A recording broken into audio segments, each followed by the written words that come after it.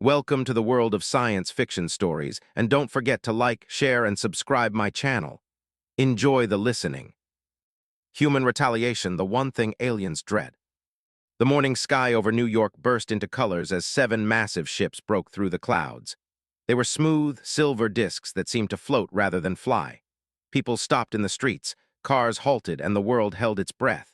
After decades of wondering if humans were alone in the universe, the answer had arrived. Similar scenes played out across the globe in London, Tokyo, Moscow, Rio, Kyoto, and Sydney. The alien ships hovered silently, waiting. Inside the Pentagon's Emergency Command Center, Major Jack Walker stood with his arms crossed, watching the largest screen as it showed live footage from around the world. "Major Walker," General Phillips said, "you've been selected." Jack turned to face his superior. "Selected for what, sir?" "To meet them.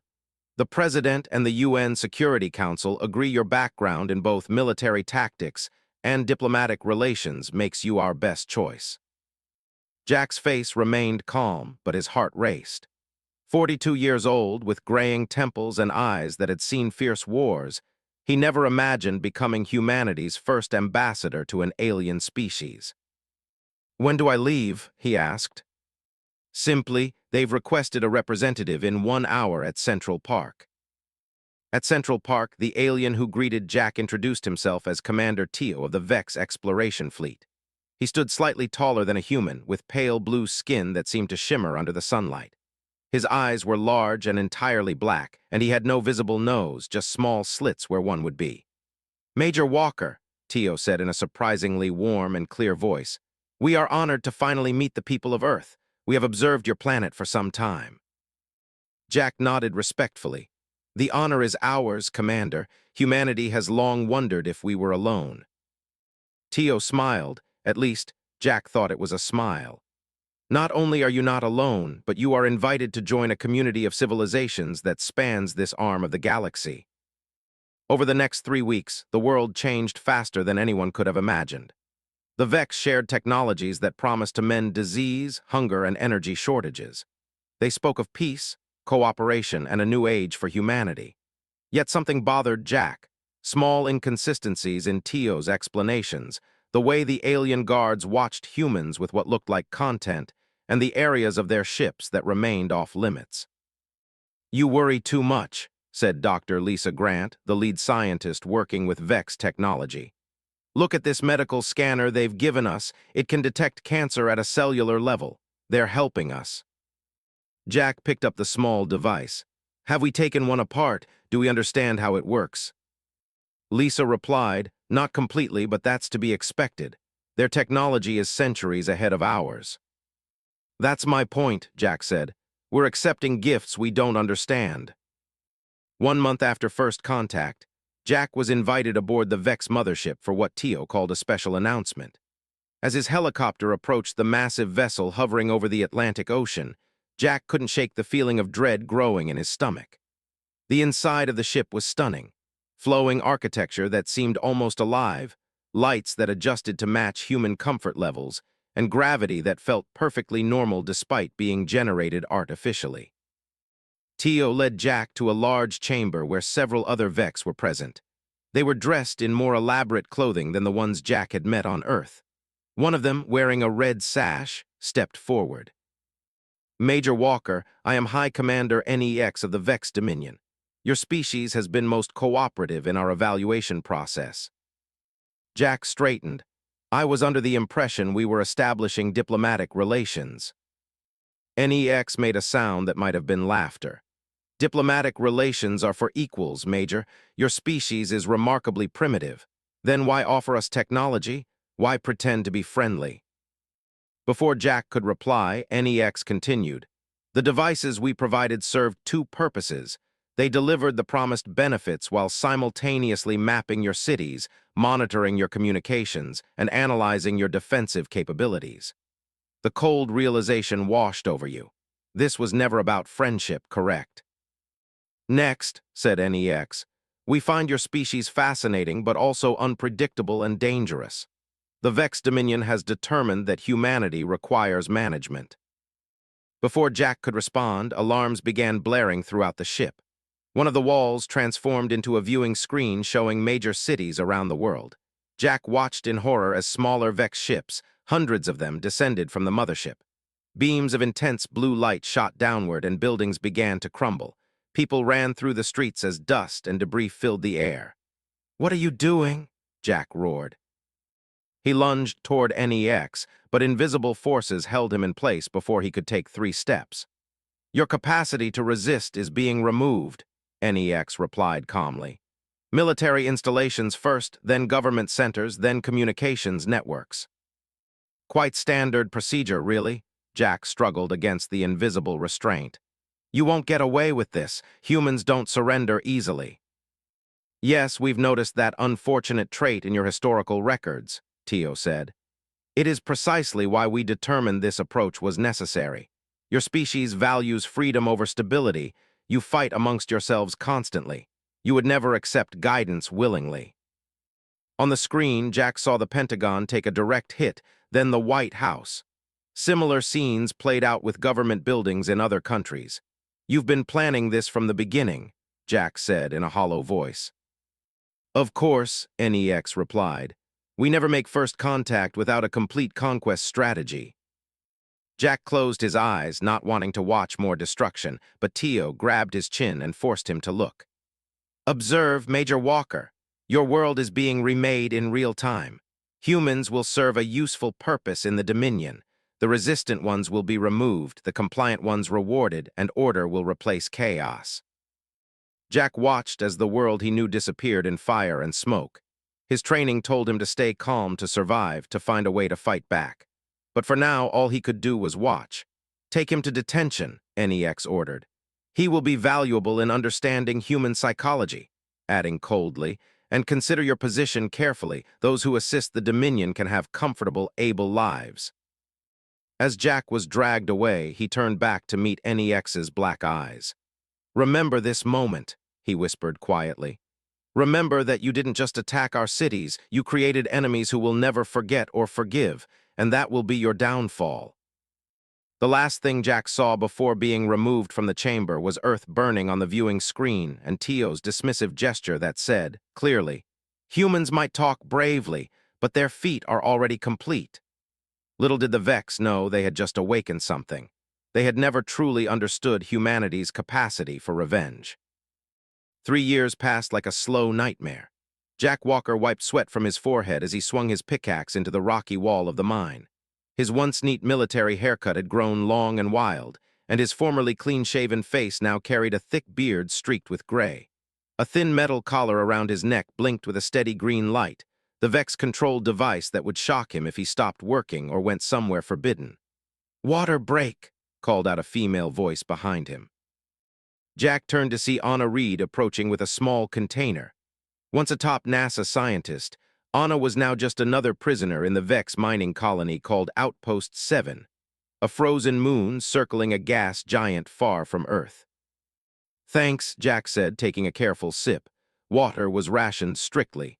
Anna glanced around to make sure no Vex guards were nearby. "Ben didn't come back from processing yesterday." Jack's face hardened. Ben Marrow had been a civilian engineer before the invasion and one of the few friends they had made in this hellish processing system. What the Vex called it when they took humans away for their experiments. No one knew exactly what happened, but most never returned. "That's the 3rd one this month," whispered another prisoner. "They're taking more of us than before." Anna nodded. Her once bright eyes were now dull with exhaustion but still carried a spark of intelligence. "I think I know why. Come to my bunk after shift. I have something to show you." The prisoners' quarters were little more than metal boxes stacked 3 high, each barely big enough for a thin mattress and a small storage container. The Vex believed that uncomfortable prisoners were less likely to cause trouble. They were wrong. Anna pulled a small, flat stone from beneath her mattress to Jack's surprise. She pressed her thumb against it, and tiny lights flickered across its surface. "What is that?" he asked, keeping his voice low. "A data tablet I built from parts I stole from the processing center when I was cleaning there last month." Anna's eyes gleamed with pride. "The Vex don't think we're smart enough to understand their technology, another mistake they're making." Jack looked at the small device with new respect for Anna. What's on it? Everything I could download in the few minutes I had, guard patrol schedules, facility maps, communication protocols. She paused, dropping her voice even lower. And something else, something about us, about humans, that the Vex are afraid of. Jack leaned closer. Tell me they can't read our minds. Anna said simply, the Vex use a kind of mind-scanning technology on all the species they conquer. It lets them detect rebellion before it happens. But human brains, she smiled for the first time in months. Our brains have a neurological structure that blocks their scans. We're the only species they've encountered with this trait. Hope, an emotion Jack had nearly forgotten, stirred in his chest. So they can't tell what we're planning. Not entirely. They can monitor our actions, our words, our behavior patterns, but our actual thoughts remain private. That's why they're increasing the processing. They're trying to figure out how to break through. Jack ran a hand through his tangled hair. This changes everything. Anna continued, tapping the tablet again. I've been mapping the guard patrol patterns. There's a 7-minute window every third cycle when the path to the shuttle bay is completely unguarded. Jack looked at her with new eyes. The tired prisoner was gone, replaced by the brilliant scientist she once was. Are you suggesting what I think you are? Her face was deadly serious. I'm saying we have a chance, Jack, a small one, but we need a distraction. 2 weeks later, their opportunity came. A shipment of new prisoners arrived, humans captured from a resistance group that had been hiding in the mountains of what was once Canada. The entire outpost was busy processing them. Now, Jack whispered to Anna as they worked in the mess hall washing dishes after the evening meal, tell the others 30 minutes. Anna nodded and slipped away. Over the past 2 weeks, they had carefully shared their plan with 10 other prisoners they trusted enough to create chaos, but not enough to risk exposure. Exactly 30 minutes later, the first explosion rocked the facility. Tom, a former demolitions expert, had created a crude bomb from cleaning chemicals found in the maintenance bay. As alarms blared, prisoners began running in all directions, some genuinely panicked, others following the plan. This way, Jack called to Anna. As guards rushed toward the explosion site, the pair ran in the opposite direction toward the small shuttle bay where a supply ship was docked. 2 guards appeared in their path. Jack didn't hesitate. 3 years of rage fueled his attack as he tackled the first guard while Anna grabbed the shock baton from the second and used it against him. Jack quickly stripped the fallen guard of his weapon and communication device. Let's move. They reached the shuttle bay just as another explosion sounded from the opposite side of the facility. The second distraction, right on schedule. A small Vex transport ship sat on the landing pad, its ramp lowered. Can you fly it, Jack? Anna asked as they raced up the ramp. Anna grinned. I've been studying their control systems for months. It won't be pretty, but I can get us out of here. Jack sealed the ramp while Anna went to work on the controls. An alarm screamed across the outpost as the engines hummed to life. The bay doors were locking down. Hold on, Anna shouted. Jack found what looked like weapon controls and hit them without hesitation. Energy beams shot from the ship, blasting the bay doors. The gap was small, but it might be enough. Hold on, Anna yelled as she pushed the ship forward, scraping through the damaged doors and into the freedom of space behind them. Outpost 7 grew smaller in the distance. Jack knew the Vex would send pursuit ships, but for this moment, the first moment of freedom in 3 years, he allowed himself to feel something close to joy. Where to? He asked, strapping himself into the co-pilot's seat. Anna, his hands flew over the controls. I downloaded all the data I could about other mining colonies. There are at least 7 more, all with human prisoners. Jack nodded, understanding immediately. We start building our army. He found the communication system and broadcast a simple message on a channel he knew would reach all Vex frequencies. This is Major Jack Walker of Earth. To all humans who can hear this, we are not defeated, we are not broken. Remember Earth, remember what they took from us, and know that we're coming for you, and then we're coming for them. As the ship accelerated into the darkness, Jack looked at Anna. They have no idea what they've started, do they? Anna shook her head. They think they know us based on their studies, but they miss the most important thing about humans. What's that? We never forget, and we never ever forgive. The ship jumped to faster-than-light speed, carrying with it the first real spark of resistance and the beginning of the Vex's worst nightmare. 5 years after escaping Outpost 7, Jack Walker stood at the viewport of what his people now called Haven, a massive asteroid hollowed out in a dense field where Vex scanners struggled to penetrate. His reflection showed a man hardened by years of fighting, with a long scar running down his right cheek from a close encounter with a Vex patrol. "General Walker," a voice called from behind him. "The new ships are ready for inspection." Jack turned to face Mike, a young man who had been just a teenager when they rescued him from a labor camp 2 years ago. "I told you to stop calling me General." Mike grinned. "The people need a leader with a title, and you've earned it." Jack sighed but followed Mike through the carved stone corridors of Haven. What had started with a single stolen ship had grown into something no one could have imagined. Over 500 humans now lived in the asteroid base, and a growing fleet of ships, some stolen, some built from salvaged parts. In the large cavern that served as their hangar, activity was bustling.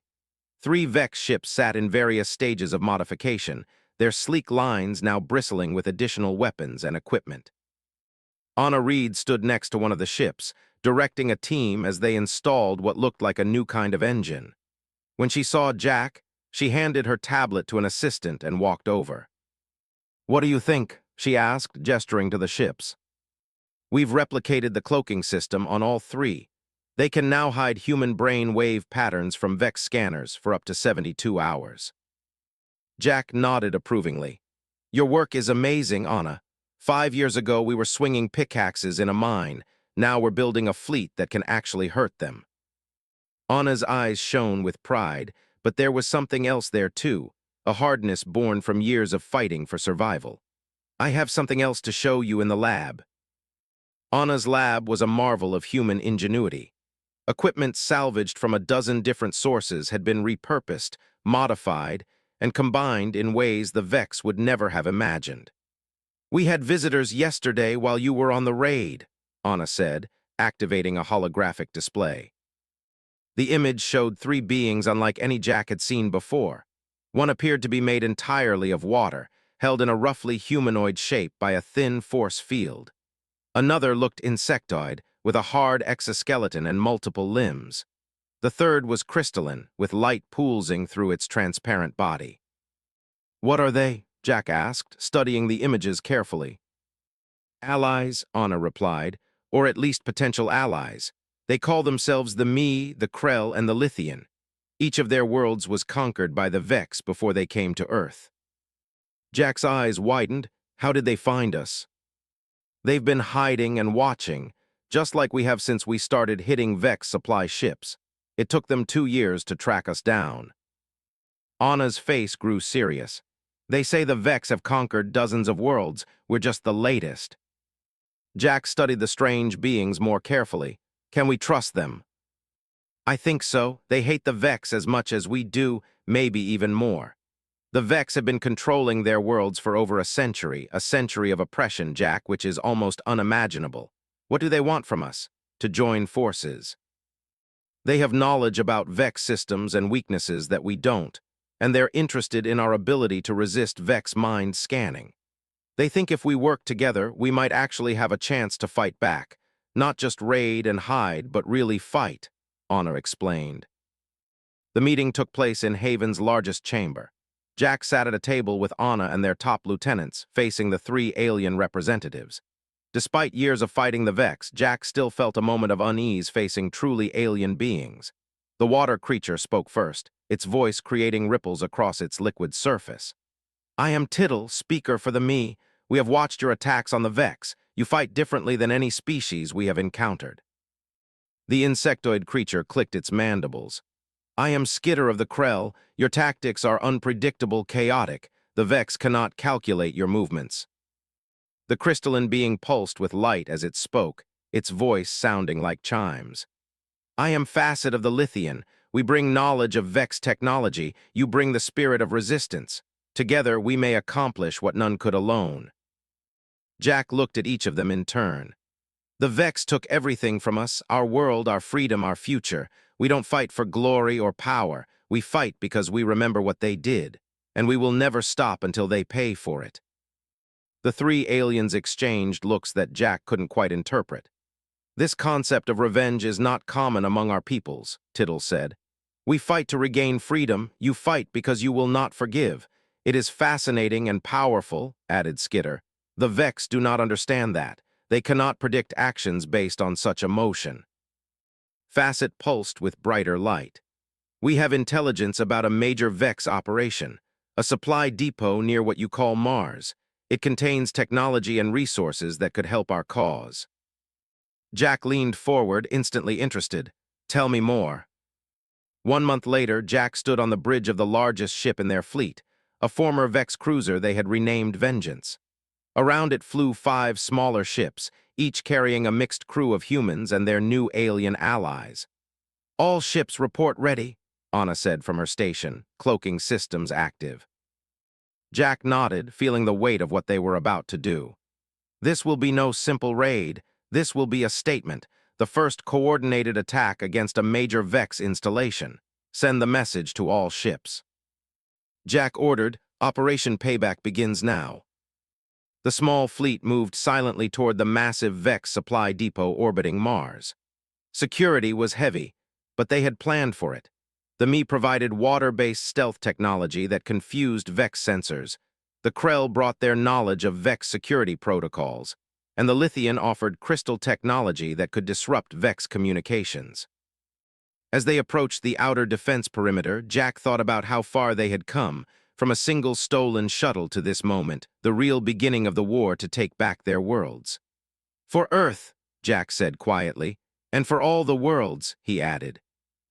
The first shots fired brilliant streaks of energy slicing through space toward the unsuspecting Vex facility. The element of surprise was complete. Alarms blared on the Vex station as defense ships scrambled. Jack gave the order for the second phase of the attack. On every Vex communication channel, a message began to play, repeated in every language of every conquered world. "The Vex Empire has fallen, you just don't know it yet. We are coming. We remember what you did. We will never forgive. We will never stop." The message, which would soon spread fear throughout the Vex Empire, had a simple signature: "From humanity with love." The successful raid on the Vex supply depot changed everything. In the 3 months that followed, the Resistance, now calling itself the Alliance, grew stronger by the day. New ships, new weapons, and most importantly, new hope spread through the ranks. Jack stood in the command center of Haven, looking at the holographic map of the Mars colony, a once promising human settlement transformed by the Vex into a massive harvesting operation where thousands of humans were held, forced to work in terrible conditions.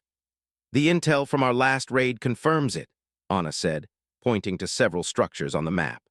"The Vex are using Mars as their main processing center for Earth resources and as a laboratory for their experiments on humans." Jack's jaw tightened. "How many of our people are held there?" "At least 10,000, Anna replied. "Maybe more." Mike, now Jack's trusted lieutenant, shook his head. "It's too heavily defended.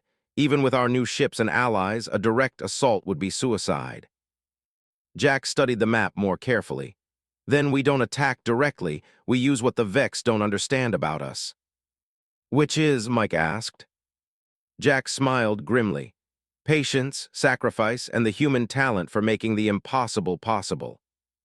2 weeks later, a small Vex patrol ship detected an unusual energy signature near Phobos, one of Mars' moons.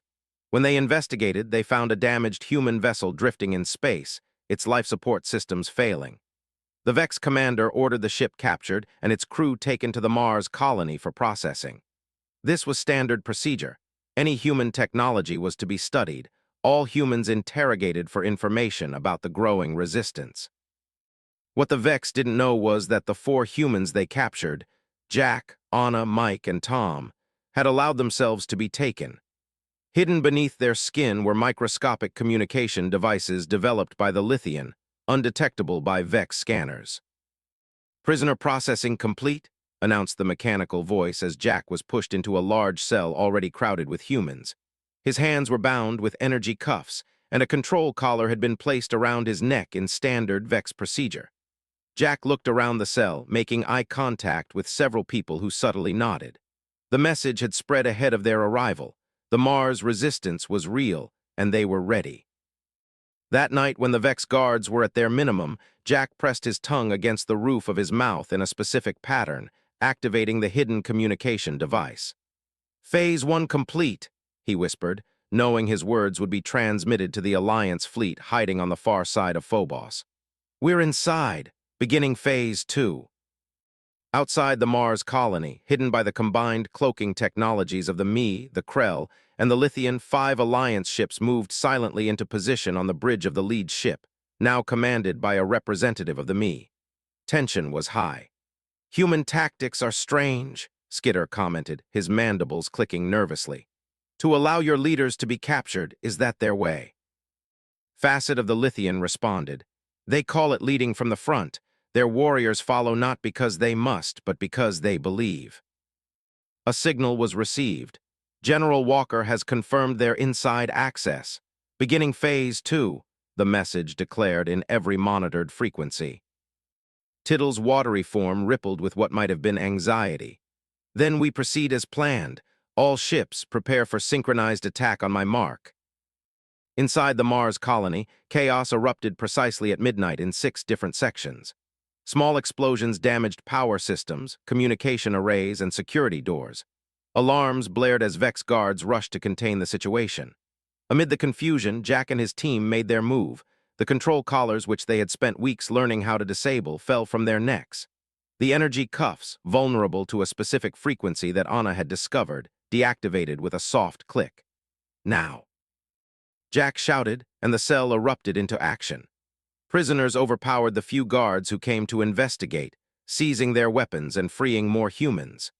Jack led one group toward the command center while Anna headed for the power core, and Mike and Tom each led teams toward the landing bays and weapon systems.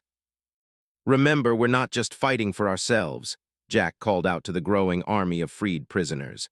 "We're fighting for Earth, for everyone the Vex have ever oppressed. They think they know us. They think they can predict us. Let's show them how wrong they are."